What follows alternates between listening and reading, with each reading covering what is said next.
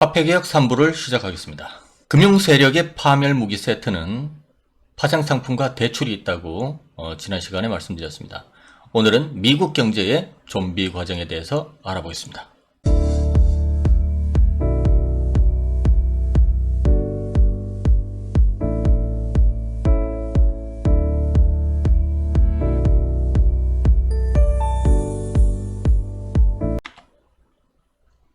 IMF 이전까지 우리는 저축을 권장하는 그런 사회였습니다. 예전 분들은 잘 아실 텐데요. IMF 당시 한국의 은행을 점령한 외국 자본으로 인해서 은행들은 저축하라는 홍보보다는 돈을 더 갖다 쓰라는 홍보에 전념합니다. 예전에 이런 저축 포스터가 굉장히 많이 유행했었습니다. 그런데 지금은 더 대출하세요, 더 갖다 쓰세요. 이 금융회사 70% 정도가 이미 외국인 자본에 잠식되어 있는 상태인데요.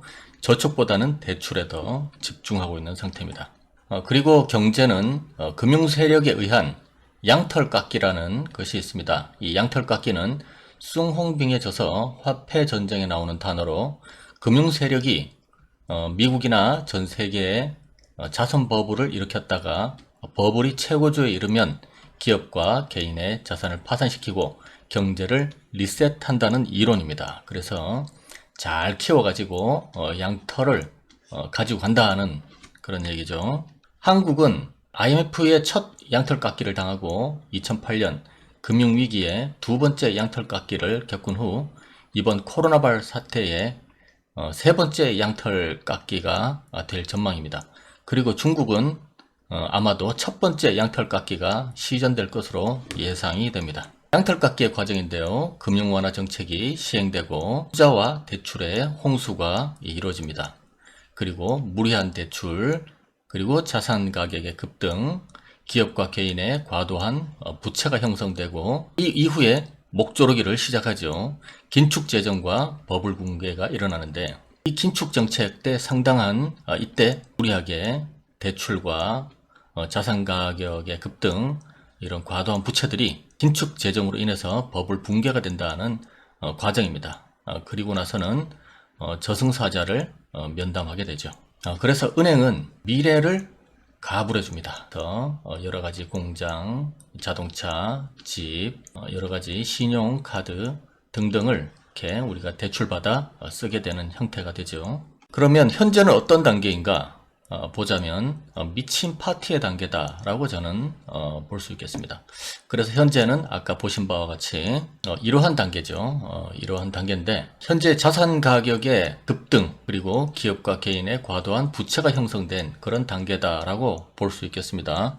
미국을 제가 오늘 많이 살펴볼 텐데요. 오늘 대부분의 내용들은 거의 현재 미국이나 영국에서 보도되고 있는 내용들을 제가 발췌해 왔기 때문에 번역이 매끄럽지 않더라도 양해 부탁드립니다. 미국은 현재 몇 가지의 심각한 부채에 놓여져 있습니다. 부채 문제에 놓여져 있습니다. 지난 시간에 파생상품에 대해서 제가 알아봤는데요. 그 2부의 파생상품에 이어서 오늘은 대부분의 내용들이 개인과 기업의 대출에 대해서 내용을 말씀드리겠습니다. 이 몇 가지의 심각한 부채는 학생 대출의 심각성, 회사채 발행의 급증, 좀비 기업의 증가, 주택담보대출 지불유예 증가, 상업용 부동산 대출 증가, 그리고 월세 대란, 실업률 증가, 이런 것들을 제가 말씀드리겠습니다. 그러면 미국의 가계경제의 좀비화에 대해서 알아보겠습니다. 학생 대출의 심각성인데요. 올해 6월 12일 날 보도된 뉴스입니다. 이 부분들은 1.6조에 달하는 학생 부채에 대해서 나오는 뉴스입니다. 약 4,400만 명의 미국인이 총 1.6조 달러 이상의 학생 부채를 보유하고 있다는 내용입니다. 그리고 이 숫자는 계속 증가하고 있다. 이런 얘기죠. 그와 동시에 기술의 발전, 특히 자동화는 어떤 종류의 고급학위 없이는 생계급여를 벌기가 더 어려워지고 있다. 오늘날 대학 졸업생들은 평균적으로 고등학교 졸업장만 있는 졸업생들보다 80% 더 많은 돈을 벌고 있다. 그래서 대학을 가야 된다는 얘기죠. 그래서 현재 대학은 어느 때보다 비싸고 중요한 요소가 되었는데 최근 코로나 경제위기로 인해서 실업률 증가로 인해 학생 부채의 위험성이 증가되고 있다는 내용입니다.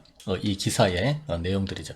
그래서 지금 미국이 역대 최고의 실업률을 지금 보이고 있는 상황입니다. 이 개인 대출의 문제는 경제 전반에 아주 기본적인 피라미드 구조의 하부 구조를 지탱하고 있는 문제로 이 부분이 무너지기 시작하면은 미국 전체에 큰 리스크를 줄 수 있다는 것이죠. 2008년 이후 많은 사람들은 학교로 돌아갔습니다. 왜냐하면 이런 문제죠. 80% 더 많은 돈을 벌고 있다는 거죠. 그래서 중학교 졸업장만 있는 졸업생들보다 10%더 많은 돈을 벌고 있다. 이런 문제 때문에 2008년 이후 많은 사람들이 다시 학교로 돌아갔습니다. 그리고 새로운 기술을 습득했습니다. 그러나 그 이후로 4년제 대학 비용은 25%나 또 증가를 하게 되었습니다. 그리고 학생 부채는 107% 증가했으며 많은 사람들이 대학이 이번 경기 침체를 극복할 수 있는 솔루션이 될지 여부는 확실치 않다고 보고 있습니다. 그래서 사회가 점점 더 힘들고 경제가 어려워지니까 이 4년제의 기술 배우러 가는 사람들이 더 늘었다는 얘기죠. 그리고 대학 비용은 또 25%나 증가했다. 이런 내용들입니다. 다음은 학생 부채의 역사입니다. 이 학생 부채가 처음에는 미국이 그렇게 학비가 비싸지 않았다. 이런 내용인데요. 학생 부채의 문제는 경제 구성원들의 기초 체력을 약화시킨다. 이런 부분이죠. 아까 제가 말씀드린 것처럼 경제 전반에 이 개인들이 힘들어지면 경제 전체가 무너질 수 있다는 그런 말씀입니다. 레이건의 복지 축소와 학비 증가인데요. 화폐전쟁 2탄을 하면서 레이건에 대해서 말씀드렸죠. 이 방송을 듣기 전에 화폐전쟁 1, 2편을 듣고 오시면 아주 도움이 되실 거라고 생각됩니다. 레이건 대통령 때부터 미국에는 심각한 문제가 시작했다라는 것은 화폐전쟁 2편에서 제가 말씀드린 바가 있습니다. 그래서 레이건 시절부터 금융의 큰 조직화와 범죄화가 일어났다. 걸 말씀드렸는데요. 30년 동안 이 조직은 준비를 했다는 것이 화폐전쟁 2탄에 나옵니다. 그래서 이 학생 부채의 문제도 레이건 때 시작했습니다. 레이건이 여러 가지 문제의 발단 시점이네요. 레이건의 복지 축소와 학비 증가인데요. 1970년대 미국은 경기 침체와 함께 사회 정책 위기에 직면했는데요. 1980년대 들어서 레이건 정부는 복지 축소를 하면서 빈곤층 복지를 더 줄여버리는 이상한 정책을 폈습니다. 세금 정책도 하위층을 더 힘들게 만드는 결과를 초래했는데 당시 레이건은 고등교육기금과 학생 지원을 축소하면서 대학 비용이 급증하게 되는 사태를 가져오게 되었습니다. 그러니까 미국이라는 나라가 상당히 어렵게 되는데 큰 역할을 했던 아주 시발점이 이 레이건이라고 보시면 되겠습니다. 그러면 처음부터 미국의 학비가 이렇게 비쌌느냐? 그렇지는 않았습니다. 린든 B 존슨의 빈곤과의 전쟁에서 린든 존슨의 빈곤과의 전쟁은 1965년 고등교육법으로 이어졌습니다. 그래서 소득에 따라서 학생들에게 보조금이 주어졌는데요. 이는 시민권 운동에 의해서 달성된 다른 입법적 이득에 더하여 백인이 아닌 학생들에게도 대학 교육을 받을 수 있는 기회를 극적으로 확대시켰습니다. 이분인데요. 이 36대 대통령 린든 B 존슨이 백인이 아닌 학생들에게까지도 교육을 받을 수 있는 많은 기회를 줄 수 있게 보조금과 홀 이렇게 만들었다 하는 것이죠. 그래서 당시에는 교육비가 낮았고 대학 입학도 증가했고 미국 경제도 성장했던 시기였습니다. 그런데 레이건 정부가 들어서면서 축소를 시켰다는 얘기죠. 레이건 당시에 1980년대부터 이제까지 등록금에 대해서 한번 알아보겠습니다. 1980년에서 1990년 이때는 학생들이 사립대학에 다니는데 발생하는 비용은 등록금과 수수료 등을 포함한 금액이 평균 17,410달러였고 공립학교에 다니는 데는 7,900달러의 비용이 들었다고 추정합니다. 이 비용은 1990년까지 각각 20,050달러와 9,800달러로 증가했습니다. 그리고 2007년 금융위기가 되자 연방과 주정부는 고등교육 자금을 대폭 삭감하게 되었습니다. 이로 인해서 많은 학교가 등록금을 인상하게 되고 노동시장이 약해지면서 점점 더 많은 근로자들이 고등교육을 생명줄로 보고 있었습니다. 이 고등교육, 대학이죠. 그래서 꼭 대학을 가야만 앞으로 좀 먹고 살 수 있겠다 이런 생각을 하게 되었다는 거죠. 공립 및 대학의 입학 지원이 급증했고 많은 학생들이 입학을 하지 못했으나 영리 목적의 대학들은 두 팔을 벌린 채 그 학생들을 환영했다는 내용입니다. 이 영리 목적이라는 것은 많은 돈을 보고 만든 많은 사립학교들이 우후죽순 생겨났다는 얘기죠. 그리고 2008년에서 2018년 이 시기에 일어났던 등록금 제도는 2018년 연방과 주의 고등교육을 위한 지원 자금은 2008년보다 70억 달러가 적었을 정도로 이때가 더 적었다는 얘기죠. 그래서 경제가 회복하지 못했다는 증거가 여기에서도 나타납니다. 이런 지원 자금을 이때가 훨씬 더 많이 줬다는 얘기죠. 이때가 돈이 더 풍부했었다. 지금보다. 그리고 2019년, 2020년 현재 이르기까지 미국 상위 10개 대학 학부 평균 등록금 및 수수료는 51,260달러에 달합니다. 평균 대학 졸업생들이 10만 달러의 부채로 학교를 떠난다고 추정이 되고요. 미국 학생 중 71%가 학자금 빚을 진 것으로 정부 통계가 나타납니다. 이자가 붙어 나가면서 계속 상환을 해 나가는데도 학자금 대출 잔액이 오히려 늘어나는 그런 상황도 생겨서 상환이 늦어지는 경우도 있다고 합니다.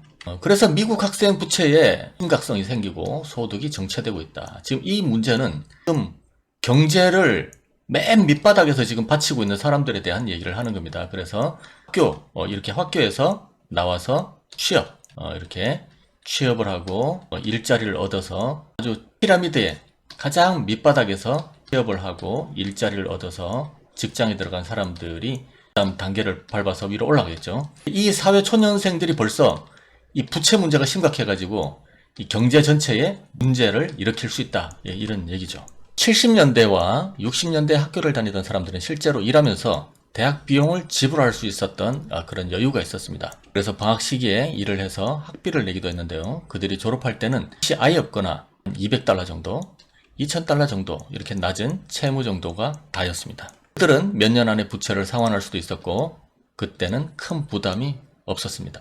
그러나 현재는 학생대출 대출자의 30% 이상이 채무 불이행하거나 6년 후에 지불을 중단했다. 째라죠. 그래서 기존 수익 모델의 파괴가 이루어지고 있다. 대부분의 학생들은 학비가 높은 소득으로 이어지고 학생 부채를 또 쉽게 갚을 수 있다고 생각하고 대학을 다녔겠지만 지난 10년간 소득이 정체되고 이러한 예전 공식들이 다 깨져버렸다는 것이죠. 정확한 수익률은 20년 전보다 훨씬 낮다는 것입니다. 그래서 대학에 들어갈 때 비용을 지불하고 사회에 나와서 이 비용을 뽑으려고 하니까 수익률이 20년 전보다 훨씬 낮아졌다라는 얘기죠.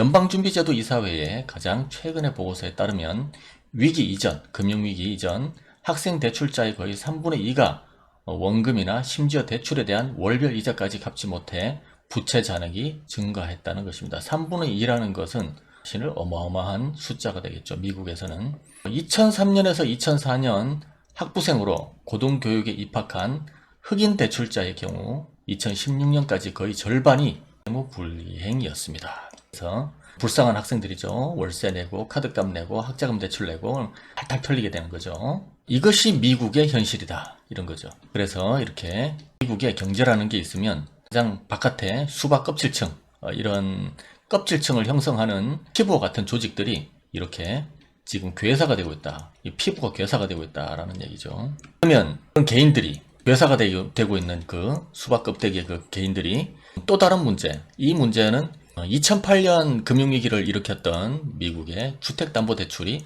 아직도 심각성을 가지고 있다라는 말씀입니다. 미국 모기지 부실률이 코로나19 사태로 글로벌 금융위기 당시 수준을 넘어섰다. 그때를 넘어섰답니다. 이것을 옥스퍼드 이코노믹스가 전망했습니다. 5월 15일이죠.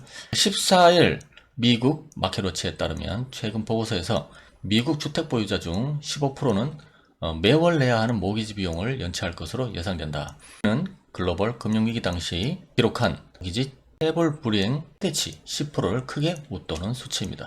이렇게 계속 가다가는 대출 연체율이 40에서 50%로 오를 수 있다. 그래서 미국 부동산에 재앙이 올 수 있다는 기사가 올해 4월 3일에 떴습니다. 지난달 29일 하루에만 대출 원리금 상환을 연기하는 것과 관련해서 8천 건의 고객 문의가 있었다. 미국 칼리버 홈런스 최고 경영자 산지부 다스는 서브프라임 모기지 위기가 절정에 달했던 2009년 3개월 이상 열채율이 9%였는데 코로나 이후에는 그 수치가 40에서 50%까지 치솟을 수 있다고 주장했습니다. 근데 아시다시피 코로나가 미치는 영향이, 경제에 미치는 영향이 지금 어마어마한데 이것이 쉽게 사그라들 전망은 보이지 않고 있습니다. 그리고 코로나가 사라진다고 하면 바로 경제가 우뚝하고 다시 설 것 같은데 사실 코로나 이전부터 이 경제 문제가 있어 왔기 때문에 이것은 쉽지 않을 것으로 보입니다. 워싱턴에 있는 어번 연구소는 지난달 27일 연구보고서에서 실업률이 40%까지 치솟는 최악의 상황이 닥치면 보통 지금 미국의 실업률을 한 40~50%까지는 갈 것이다 라는 예상을 지금 많이들 하고 있습니다. 이렇게 닥치면 2,920만 가구가 현재 사는 집을 유지하기 어려울 것으로 예상을 하고 있습니다. 미국 모기지은행협회는 4월 7일 현재 미국의 주택담보대출금 지불유예 신청이 지난달 약 20배 늘어났다고 발표했습니다. 대출금 지불유예 신청은 지난달 첫째 주와 둘째 주 사이에 12.7배, 셋째 주와 넷째 주 사이에는 18.96배가 증가했습니다. 지금까지 미국 개인의 좀비화되는 과정을 지금 보고 있고요. 다음은 미국 기업의 좀비화가 되는 과정을 알아보겠습니다. 현재 미국의 회사채가 증가하고 있다는 보도입니다.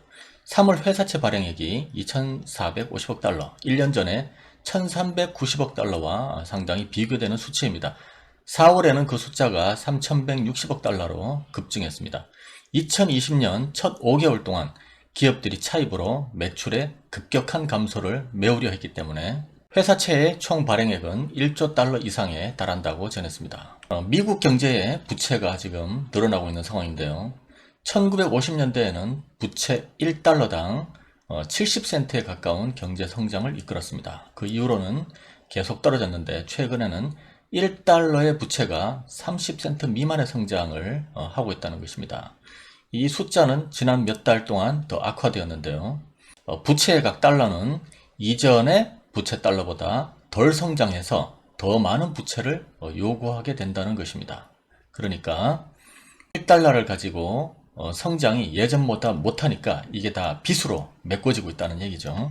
정부와 기업 부채 수준은 현재 전례 없는 속도로 증가하고 있다는 소식입니다. 미국이 첫 1조 달러의 빚을 모으는 데는 1789년부터 1981년 사이 192년이 걸렸습니다. 현 회계연도의 연방적자는 4조 달러를 넘어설 것으로 예상되며 39년 동안 4조 이상의 빚을 모은 셈입니다. 그러니까 192년 동안 1조 달러를 만들었는데 39년 동안 4조를 만들었습니다. 그러니까 빠른 속도로 지금 빚이 엄청나게 증가하고 있다는 얘기죠. 그러다 보니 기업들이 좀비화가 되어가고 있다. 6월 17일 기사입니다. 알리안츠의 최고 경제고문인 모하메드 엘 리아는 좀비 회사뿐만이 아니라 좀비 시장에 대해서도 걱정하고 있다. 걱정해야 된다. 이렇게 말을 하고 있습니다. 이분이죠. 그는 좀비 시장은 완전히 잘못된 지금 책정된 시장이다. 그리고 완전히 왜곡됐다. 이렇게 말하고 있습니다. 엘리에리아는 코로나 바이러스 대유행 기간 동안 경제를 자극하려는 연방준비제도 이사회의 조치가 주식시장의 승리적 사고방식을 과도하게 만들어냈다. 이렇게 얘기했는데요. 이 시장에 영원히 이렇게 가면 그냥 하락 없이 우리는 언젠가는 계속 승리하게 된다. 그래서 승리의식에 도취되게 만들었다. 이런 얘기죠. 좀비 회사는 빚을 갚을 수 없지만 돈을 빌려서 계속 운영하는 그런 회사를 뜻하죠. 지난 10년 동안 저금리 기록으로 인해서 이러한 좀비 기업의 수가 증가하고 있습니다. 그러니까 빚으로 계속 연명하는 그런 좀비 기업이 늘어나고 있는데 이런 승리적 사고방식만 도취되어 있다. 이런 얘기를 이분이 하시는 겁니다. 그는 시장의 심리는 높은 수익률을 낼 의향이 있다면 주식을 할 용의가 있다는 것인데 결국 연준이 가장 원하는 것은 경제를 더 악화시키는 금융위기다. 지금 연준이 이 상태로 계속 일을 벌리게 되면 경제를 더 악화시키는 것밖에 되지 않는다. 이렇게 이 사람은 보고 있는 거죠.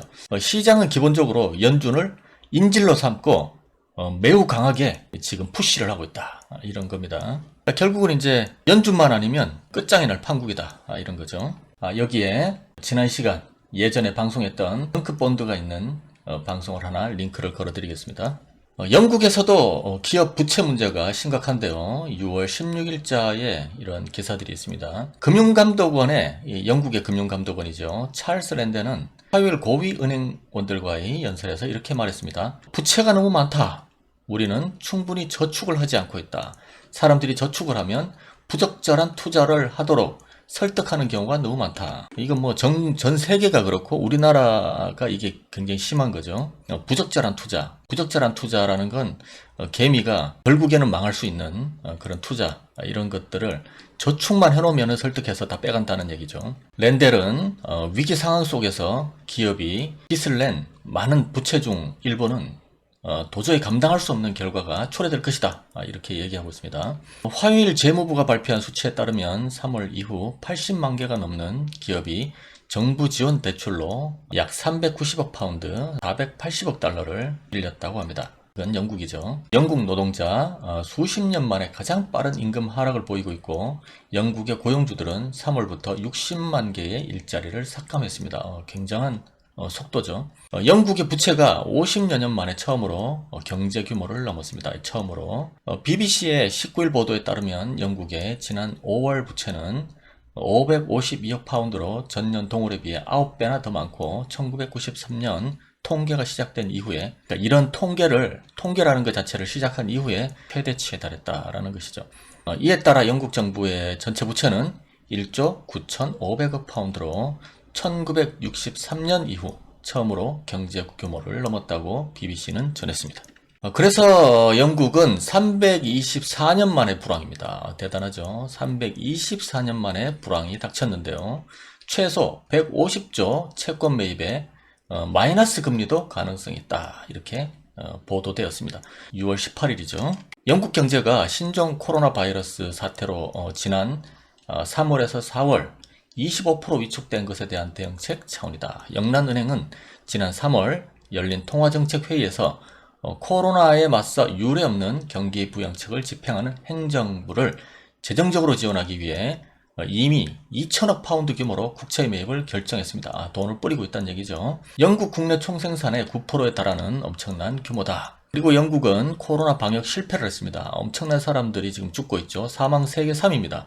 경제에도 치명타를 안겼고요. 시장이 악화되자 영란은행은 지난 8일 통화정책 보고서에서 올해 영국 성장률이 마이너스 14%, 역대적인 기록이죠. 이것이 기록될 것이라고 밝혔습니다.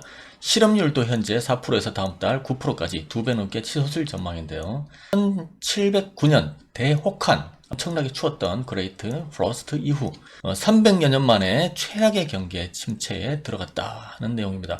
영국은 1, 2차 세계대전이 끝난 1919년과 1945년에도 각각 마이너스 8%, 마이너스 4%의 성장률이 있긴 했었지만 이런 마이너스 14%의 성장률은 최초다 이런 얘기입니다.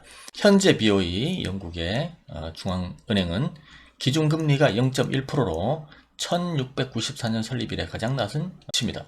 영란은행은 지난 3월 두 차례에 걸쳐서 기준금리를 0.75에서 0.1로 내렸습니다. 이 와중에 영국의 지난 4월 소비자 물가 상승률은 전년 대비 0.8로 4년 만에 최저 수준으로 떨어지면서 디플레이션에 대한 우려가 나오고 있는 상황입니다.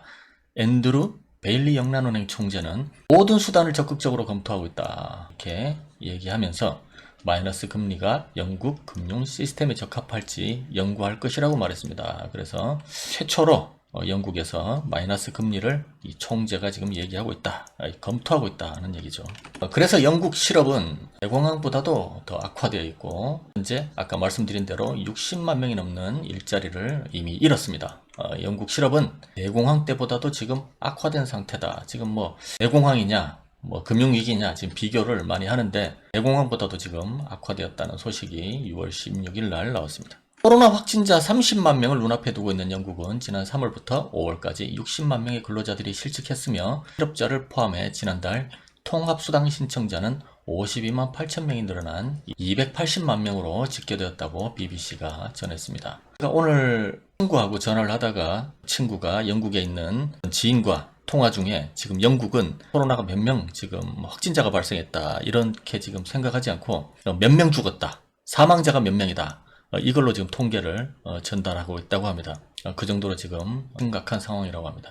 영국의 고용연구소 토니 윌슨은 실업률이 1930년 대공황보다 빠르게 증가하고 있으며 이번 여름에는 300만 명에 이를 것이라고 말했습니다. 초토화된다는 얘기죠. 영국 정부의 직업 유지 정책이 아니라면 거의 900만 명에 달하는 실직이 실제로 발생했을 것이다 라고 지금 보도되었는데, 만약에 이런 정책이 아니었다고 하면 벌써 900만 명이 실제로 실직에 당했다 이렇게 생각하시면 되겠습니다. 자본경제학자 루스 그레고리 박사는 노동시장이 극적으로 악화되었다는 것은 분명하다. 영국의 4월 실업수당 신청자는 209만 7천 명으로 사상 최고 기록을 세웠다. 노동시장 데이터는 여전히 매우 끔찍하다. 이렇게 지금 영국은 처참하게 박살난 상태입니다. 다음은 미국으로 다시 돌아왔습니다. 미국의 상업 모기지 시장의 연체율 증가입니다. 모기지, 주택, 부동산 이런 것이죠. 상업 부동산 이 얘기입니다. 2008년도에 문제는 주택 버블이었죠. 일반 개인 주택 버블의 붕괴였습니다. 그런데 보통 세력들이 한번 건드린 데는 대체로 건드리지 않습니다. 그래서 여기에 정부의 또 여러 가지 대책을 또 강구하고 많은 시스템을 구축해 놨을 거기 때문에 이쪽에는 크게 오지 않을 거고, 다른 쪽으로 오지 않을까라는 몇 가지 시나리오 속에서 제가 한두 개 더 발췌해 봤습니다. 미국 상업 모기지 시장에서 연체율이 3배가 일어났다. 이 3배는 무엇이냐? 4월에서 5월 사이에 3배가 상승했다는 얘기죠. 코로나로 인한 여행 금지 및 사회적 거리가 이루어져서 호텔 및 소매 자산의 수입에 영향을 미쳐서 상업용 모기지론의 연체 증가로 이어졌다는 보도가 6월 2일 날 나왔습니다. 주택담보대출이 1.3조 달러의 채권 시장에서 위기가 심화되고 있음에 따라 지난달 미국의 차용자들이 상업용 부동산 대출 때문에 떨고 있다는 얘기입니다. 데이터 서비스 트랩에 따르면 상업용 모기지 지원 증권을 뒷받침하는 대출에 대한 연체율은 4월 2.3%에서 5월 7.4%로 증가했다고 밝혔습니다. 사용자는 30일 이내에 지불하지 않으면 체납된 것으로 간주하는데요. 30일 이내에 지불을 하지 않은 그런 체납자들이 이렇게 3배가 증가했다는 것입니다. 그리고 4월 2일자 보도에서 뉴욕 세입자 80%가 임대료를 낼 여력이 없다라고 밝혔습니다. 코로나 확산으로 실업자가 급증한 미국에서 월세 대란 조짐이 일고 있다. 4월 임차료 납부일인 1일 날 우한 코로나 직격탄을 맞은 뉴욕에서는 세입자의 40%가 월세를 내지 못할 것이라는 관측도 나왔습니다. 워싱턴 포스트지는 1일 평소 같았다면 미국 집주인들이 예정대로 집세를 받았겠지만 코로나19 사태로 수백만 명의 실직자가 발생하면서 상황이 어떻게 될지 확신할 수 없게 됐다고 전했습니다. 평소대로라면 미국 전역에서 810억 달러, 약 99조 7천억 원에 달하는 임차료가 납부되었어야 합니다. 그러나 블룸버그는 이날 약 세입자 가운데 25%는 지급 불능 상태에 빠진 것이라고 추정했습니다. 샌프란시스코에서는 방 한 개짜리 집 월세가 3,479달러인데 코로나 사태로 대부분이 이를 낼 수 없는 상황이다. 만약 이 상태로 6개월이 지난다면 세입자는 2만 달러의 빚을 지게 되고 이를 즉시 납부하지 않으면 안 되는 상황에 처한다고 지적했습니다.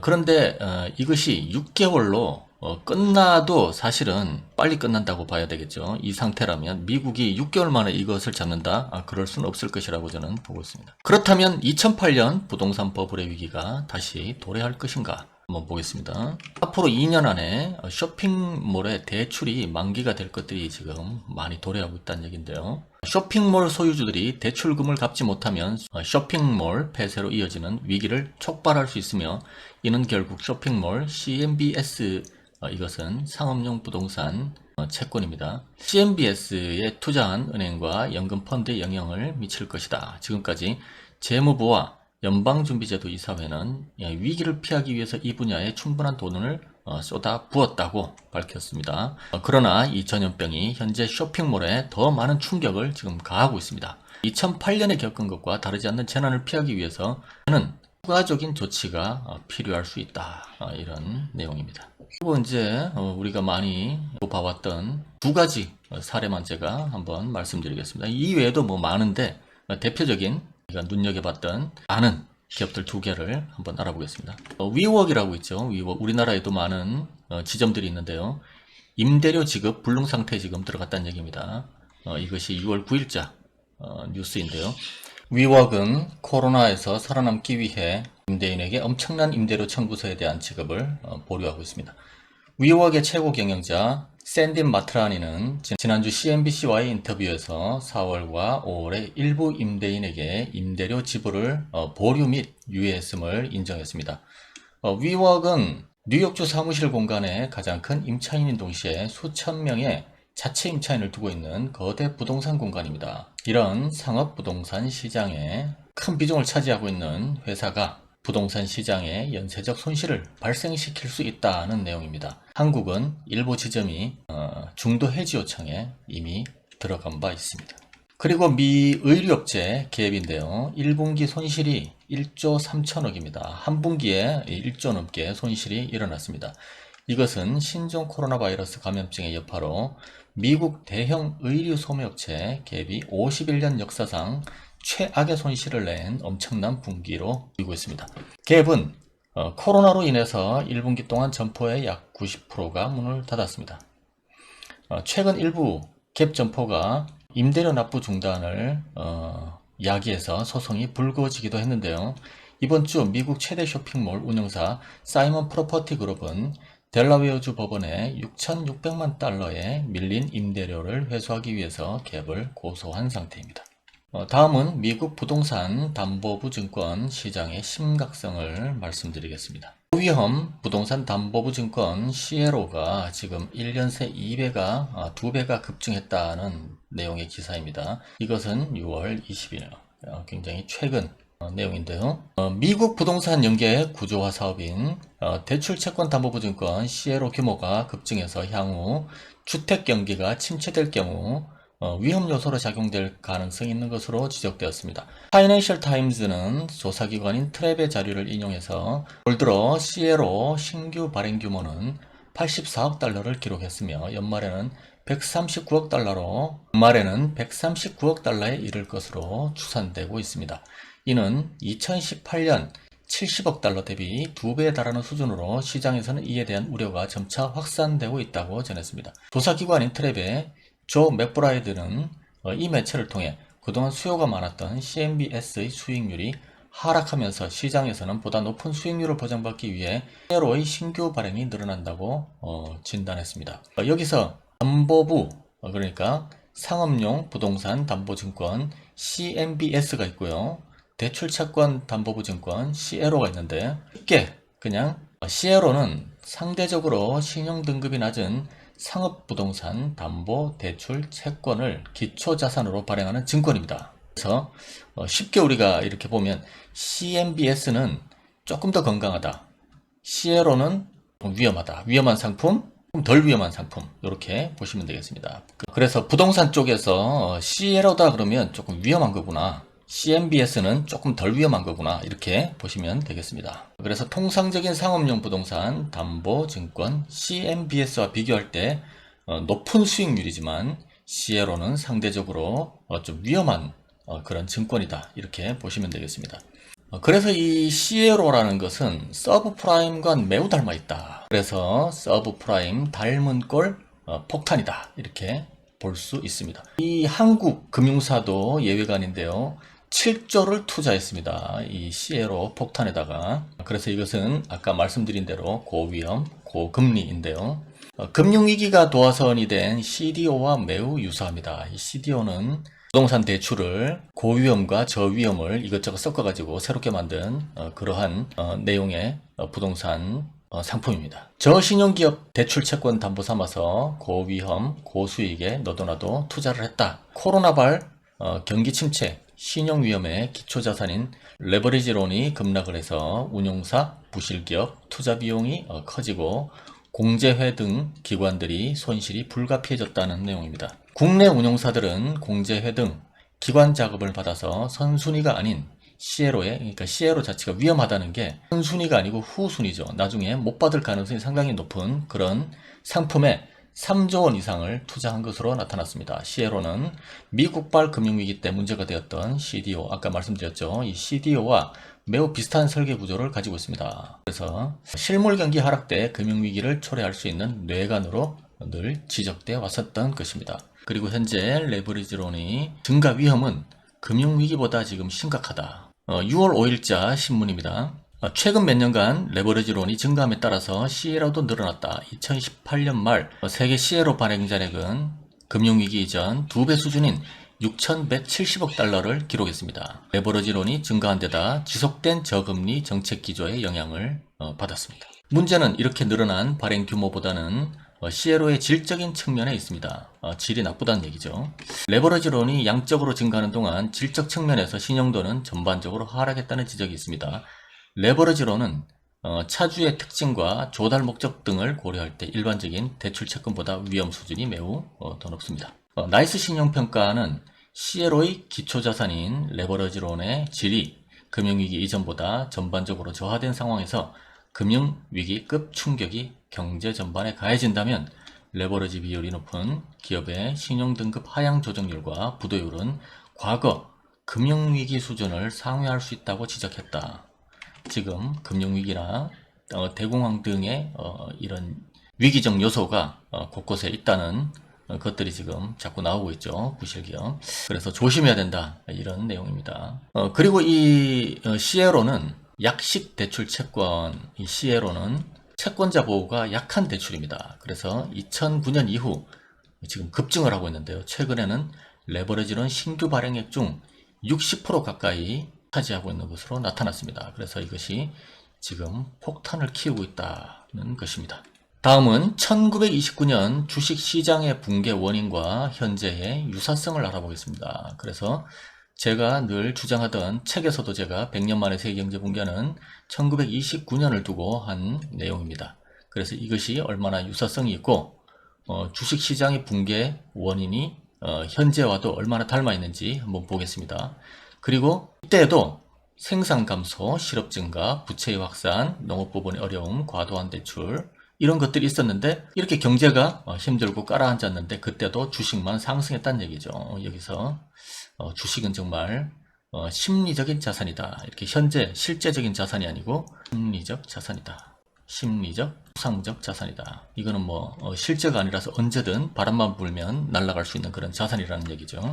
이때가 바로 이제 1929년 10월 29일 이런 상태로 이분들이 지금 모여서 내 주식 날아갔나 어쩌나 이렇게 지금 모여서 지금 걱정스러운 눈빛으로 지금 바라보고 있는 겁니다. 1929년 10월 29일 투자자들은 하루 동안 뉴욕 증권거래소에서 약 1,600만 주를 거래하면서 프라이데이가 월스트리트를 강타한 모습을 보고 있었습니다. 수십억 달러의 손실을 보면서 수천 명의 투자자가 증발했습니다. 1929년의 대공황은 연준의 작품이었습니다. 1929년 주식시장 붕괴를 발생시킨 이 원흉이 바로 연방준비이사회의 최종 결정이라는 것이 당시 뉴욕타임스 기사에서 폭로되었습니다. 1929년 4월 20일 뉴욕타임스는 연방자문위원회라는 제목 아래 연방자문위원회의라는 제목 아래 자문위원회는 결의안을 채택해서 이사회에 전달했는데요. 그 목적은 철저하게 비밀에 붙여졌고 꽁꽁꽁꽁 숨겨 넣습니다. 이 회의 내용에 대해서도 철저히 감추고 기자들에게도 굉장히 비밀로 가르쳐주지 않았습니다. 이 비공개 회의를 통해서 대공황의 불행이 시작됐는데요. 이것을 아는 이들은 런던 금융세력의 핵심 인물들 뿐이었습니다. 여기는 자기들끼리 이것을 대공황을 결정했다는 것이죠. 내부 관련자들은 모두 투기성 주식을 다 팔아치웠습니다. 그리고 국채를 사들였습니다. 이 비밀 정보를 전해 듣지 못한 이들 가운데는 미국의 가장 부유한 존재들도 있었습니다. 그럼에도 불구하고 이 투기주를 계속 보유하다가 그들이 가진 것을 모두 잃고 말았습니다. 그때 당시에 사라진 기업도 너무나 많았었죠. 이게 사라졌다는 얘기죠. 기업이 그냥 존버하면 나중에 이게 오르는 그런 문제가 아니고 다 파산을 했다는 얘기입니다. 1929년 2월 6일 영란은행 총재 몬테규가 워싱턴에 와가지고 국무장관 앤드루 멜런과 비밀 회담 직후 연준은 느닷없이 정책을 바꾸었습니다. 그래서 고금리로 시장을 압박했는데요. 2%였던 금리를 6%로 상향 조정해서 압박을 시작했습니다. 이때부터 이게 시작됐다는 거죠. 공황이. 연준의 주주자들에겐 시장에서 빠져나오라고 미리 다 경고했습니다. 얍삽하게. 그리고 나머지는 모두 이 사실을 모른 채 위기를 맞아야 했습니다. 월가의 은행가들 외에는 아무도 무슨 일이 벌어지는지 아무도 알 수가 없었죠. 1929년 주식시장 붕괴로 거대 지주회사들이 생겨났고 이들은 채권과 증권 등을 싼값에 사들였습니다. 1929년 JP모건은 거대 식품 트러스트인 스탠더드 브랜더를 조직했습니다. 1929년 대공황은 트러스트 투기꾼들이 그들의 자산을 확대하고 합병하는 불평등한 기회의 시기였습니다. 다음은 차트를 한번 보시겠는데요. 연방준비제도의 시작이 1913년이죠. 1913년 이들이 연방준비제도를 시작해가지고 제일 먼저 뭘 했는지 한번 보시겠습니다. 이렇게 거대하게 대공황을 준비했죠. 이렇게 주가를 올린 다음에 터트려버리는, 이 버블을 터트려버리는 이 작업을 연방준비제도를 하고 나서 바로 시작했습니다. 얼마나 악질인지 우리는 이 그래프를 통해서도 알 수 있습니다. 이 주가라는 것은 제가 볼 때요, 모든 주가는 세력의 조작에 의한 저는 결과라고 보고 있습니다. 그렇지 않은 경우는 저는 단 하나도 없다고 생각하는데요. 차트는 명분을 시각화하는 도구라고 저는 생각합니다. 그리고 주가는 아까 말씀드린 대로 심리적 자산이다. 실질적 자산이 아니라는 거죠. 심리적 자산이다. 저는 그렇게 생각합니다. 그래서 이 한국도 저는 이 미친 파티에 지금 동참을 하고 있다. 5월 20일 보도인데요. 1분기 가계 신용 잔액이 1161조 지금 신기록을 세우고 있습니다. 우리나라 국가적 신기록을 세우고 있는데 주택담보대출이 급증한 그 영향이 가장 컸다. 2020년 1분기 가계 신용 규모가 1611조 원으로 사상 최대치를 보였습니다. 주택담보대출이 15조 원 넘게 늘어난 영향을 받았습니다. 한국은행이 20일 발표한 2020년 1분기 말 가계 신용 잠정입니다. 신용에 따르면 1분기 말 가계 신용 잔액은 1611조 3천억 원으로 19년 4분기보다 11조 원 늘어난 신기록을 지금 계속 세우고 있습니다. 한국은행이 통계를 작성하기 시작한 2002년 4분기 이후 지금 가장 많은 수치입니다. 가계신용은 가계대출과 판매신용을 더한 금액입니다. 가계대출은 은행, 보험사, 대부업체, 공적금융기관 등에서 받은 대출을, 판매신용은 결제 전 카드 사용 금액을 뜻합니다. 가계대출은 1분기 말 기준 1,521조 7천억 원으로 직전 분기보다 17조 2천억 원이 늘은 상태입니다. 한국도 상당히 문제가 심각해져 가고 있다는 말씀을 제가 드리는 겁니다. 한국의 기업의 대출 또한 빚의 속도입니다. 9월 20일자 보도인데요. 현재 한국의 부채 증가 속도는 한 번도 경험하지 못한 빚의 수준으로 지금 빠르게 증가하고 있습니다. 노영무 LG경제연구원 수석연구위원은 부채 수준 측면에서 증가 속도를 들여다볼 필요가 있다. 4월, 5월 통계를 보면 기업 부채 증가 속도가 작년 같은 시기에 지금 4배 수준이라는 지금 엄청난 지금 증가율입니다. 이런 식으로 가다가는 일본이 장기 불황에 빠진 것과 비슷한 상태가 나타날 것이다. 당장 대출로 버티는 것이라고 볼 수 있는데 지금 경제는 대출로 버티는 경제다. 장기적 관점에는 과거 우리나라 외환위기나 글로벌 금융위기도 결국 각각 한국의 기업부채, 미국의 가계부채 증가에서 비롯됐다는 점을 잊지 말아야 된다는 것이죠. 그래서 IMF 외환위기는 우리나라 빚, 글로벌 금융위기, 2008년도 금융위기는 미국 가계부채, 그래서 둘 다 가계부채 증가에서 비롯됐다는 점을 잊지 말아야 한다며 강조했습니다. 지금처럼 민간부채가 급증하면 위기가 펑 하고 터지지는 않더라도 일본과 비슷한 장기 불황으로 이어질 가능성이 매우 크다라고 진단했습니다. 그는 일본에서는 대차대조표 불황이 나타났었다. 부동산 버블이 빠지면서 대차대조표상 자산이 확 줄었는데요. 쉽게 말하면 이것은 10억을 빌려서 부동산을 샀는데 이게 5억 원이 됐습니다. 그래서 남은 5억 원은 빚으로서 갚아야 했던 것인데 이것이 빚이 이렇게 늘면 기업은 투자를, 가게는 소비를 못해서 불황과 저성장, 장기화 요인이 될 수 있다고 설명했습니다. 이거 빚 갚느라고 돈을 다 쓰니까 경제에 들어갈 돈이 없어지고 있다. 이런 것이죠. 지금 3차 추가 경정 예산 5조 원이 있습니다. 5조 원이 이제 풀릴 건데요. 이 5조 원의 보증을 통해서 기업이 실제로 빌리는 돈은 100조 원이 넘습니다. 이것은 항상 대출이 그렇게 이루어지죠. 5억이 있으면 이만한 대출을 빌릴 수 있습니다. 그래서 결국 정부가 개입한 자금 지원 정책이 순조롭게 잘 진행될수록 기업, 자영업자, 가계 빚은 그만큼 늘어날 수밖에 없는 구조라는 얘기입니다. 자, 오늘은 여기서 마치도록 하고요. 다음 화폐개혁 4탄에는 파생상품과 대출상품을 두고 벌이는 세력의 한판 승부와 암호화폐에 대한 얘기를 하겠습니다. 지금까지 2부에서 파생상품을 얘기하고 3부에서 지금 대출, 오늘 대출에 대한 얘기를 했는데요. 이것들을 제가 왜 말씀드리는가를 지금 암호화폐와 연결선상에서 제가 말씀드리려고 하는 거거든요. 그래서 이 부분에 대해서 4탄을 또 기대해 주시기 바랍니다. 당신의 돈이 내 것이 되는 미래에 만나요 하고 얘기하고 있네요. 이 내 것이라는 이것이 금융 세력이죠.